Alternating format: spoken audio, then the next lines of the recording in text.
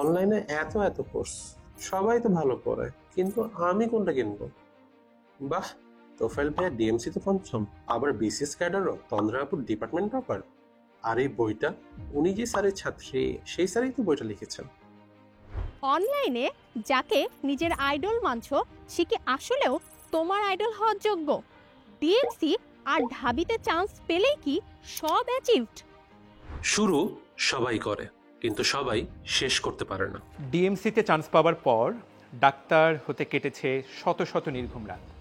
Doctor হবার পরেও থেমে যায়নি, জ্ঞান অর্জনের জন্য যুদ্ধ চালিয়ে যাচ্ছি।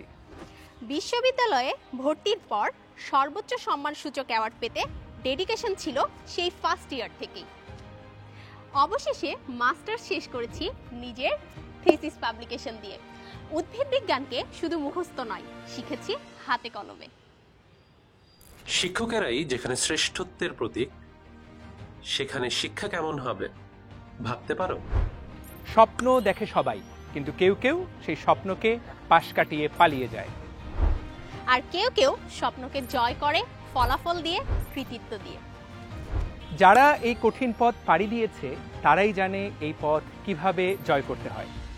তাই এবার যুক্ত হও ডাক্তার আর বোটানিস্টের সাথে মুখস্থের নয়, বুঝে শেখার যাত্রায়। তুমি কি সফল হতে চাও, না কারো অসমাপ্ত গল্পের অংশ হতে চাও? কলেজ লাইফে যেই বইটা পড়বা, এটা অনার্সে 4 বছর আমি বিস্তারিত পড়েছি, কারণ এটা আমার ডিপার্টমেন্টেরই স্যারের লেখা।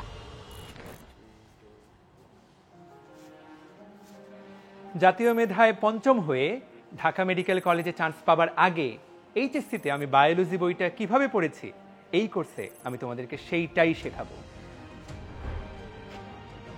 বায়োলজি মনে রাখতে গিয়ে প্যারা খাও, তাই প্রতি ক্লাসে থাকবে মনে রাখার টেকনিক, আর অধ্যায় শেষে আলাদা রিভিশন ক্লাস তো পাচ্ছই।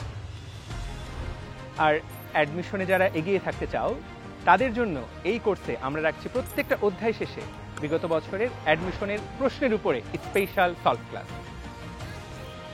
এইচএসসিতে স্কলারশিপ পাওয়ার অভিজ্ঞতা দিয়ে সাজিয়েছি সৃজনশীল ক্লাস, যাতে তোমার ভালো রেজাল্টও মিস না হয় আর স্বপ্নও না ভাঙে।